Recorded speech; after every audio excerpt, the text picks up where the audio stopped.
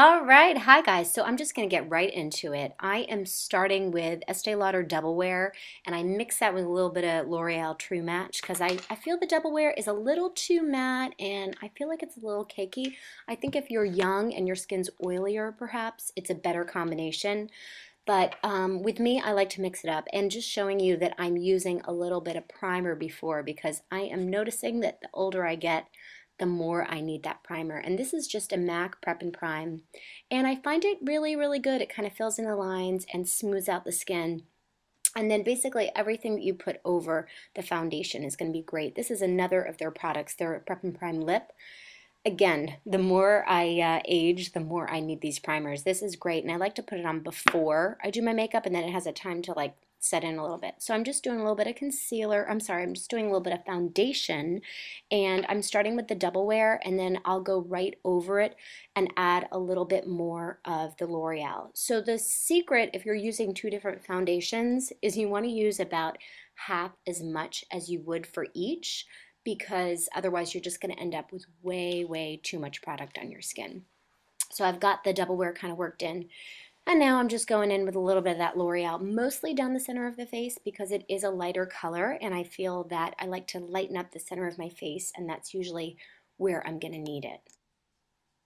So then just anyway, to carry on, I am just going over with a little bit of foundation, and it's just amazing the transformation that the foundation gives your skin. I actually hate looking at myself without foundation on these videos, but I'm sure I'm not the only one that hates, looking at themselves with no makeup. So I'm putting it out there. And then I'm just taking this Makeup Geek stippling brush, and I'm just kind of buffing everything in and just smoothing it out. This is a MAC Pro Longwear Concealer. I really like it because it's very thin, yet it still provides good coverage. And I'm going to go pretty much under my eyes, around my nose, all the main places that I usually put concealer, wherever I'm a little more, hyperpigmented. And because I'm pregnant now, I'm noticing that my hyperpigmentation is coming out even more, just like it did with my first. So, oh well, I'll write it out. So let's see what is next. Buffing it all in with a little bit of this buffing brush that I love. Very inexpensive product, and it's a great brush that you can get on makeupgeek.com. Then I am just doing my brows. This is just an inexpensive drugstore Maybelline brow pencil that I found. I had put it away and I busted it out again because it's actually a good pencil. The only thing I don't like about them is they're very short, so you will go through them quickly. But I'll use the pencil and then I'll go over with the Anastasia brow powder. So now I'm just going to show you all the eyeshadows that I'm going to be using.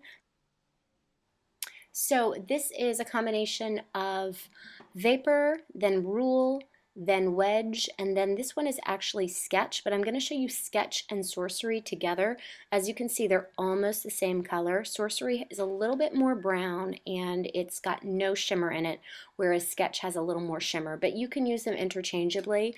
I like them both very much, and I put a lot of the Sorcery right on a 239, and as you can see, I only put it on one side so I can really pack it on the lid, and it's not on the side facing out because if it was, it's going to fall down and make a big mess. So a lot of times that's what happens when you're doing a smoky eye. Like, you're always going to get a little fallout, but you can minimize it by doing things like that.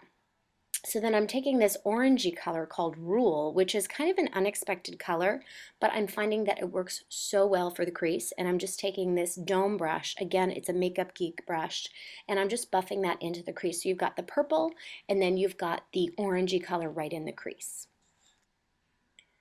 So I've got the two different colors, but I'm going to go in with this Wedge color, which is a very light brown, and I find that that's great to buff out over a brighter color like a pink or an orange, and I'm going to put that just basically over the edges and also between the two colors, and it really helps with that transition. And you can see I went back with the purple color because my eyes are so deep set, and you'll do this if you have deep set eyes or if you're working on someone that has deep set eyes. You want to make sure that you're getting it up to the crease because you can see when I blink, I haven't gotten it up just yet and it looks a little funky when my eyes are closed.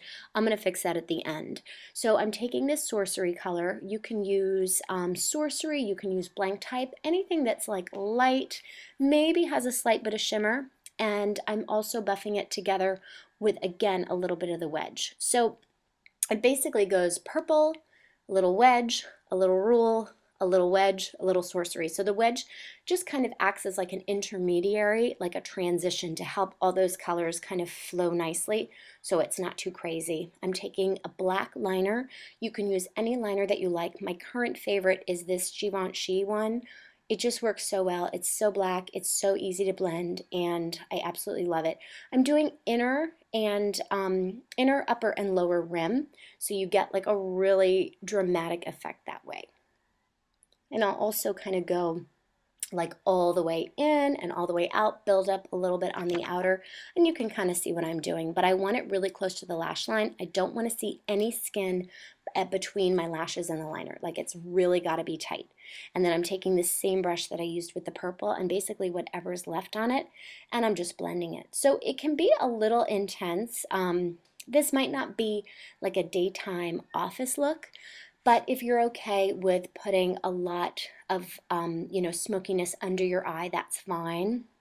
This might be more of an evening look, just depending on what your makeup style is. So almost always I'll go back with a little more of that same concealer and I'll just kind of clean up under the eyes.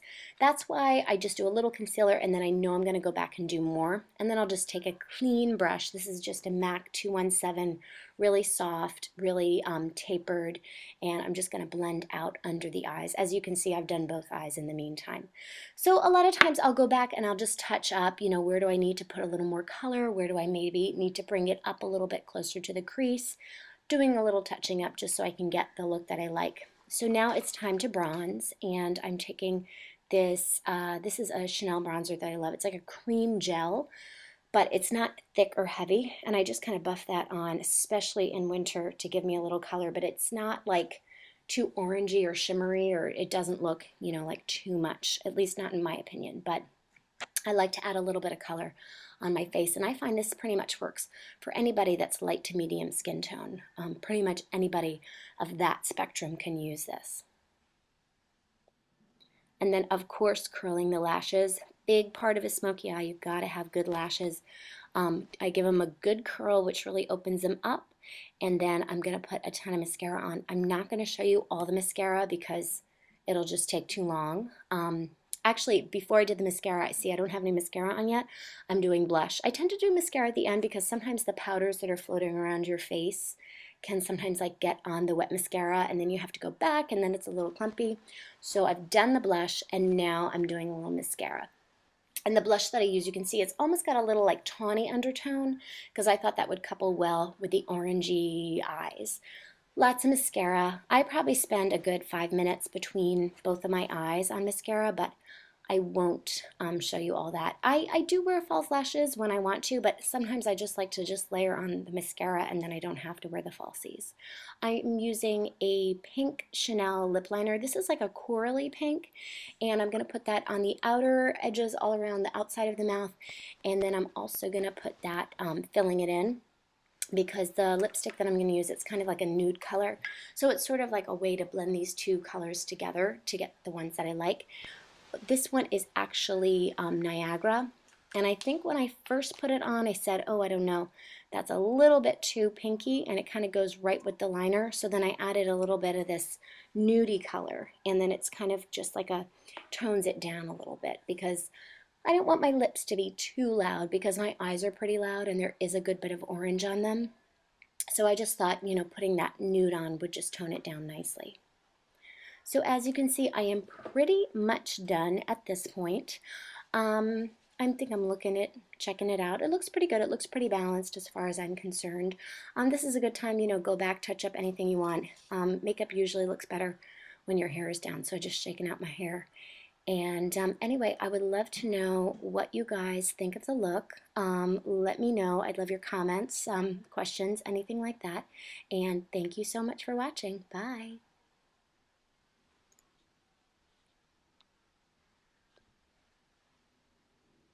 Just a little close-up so you get a better idea.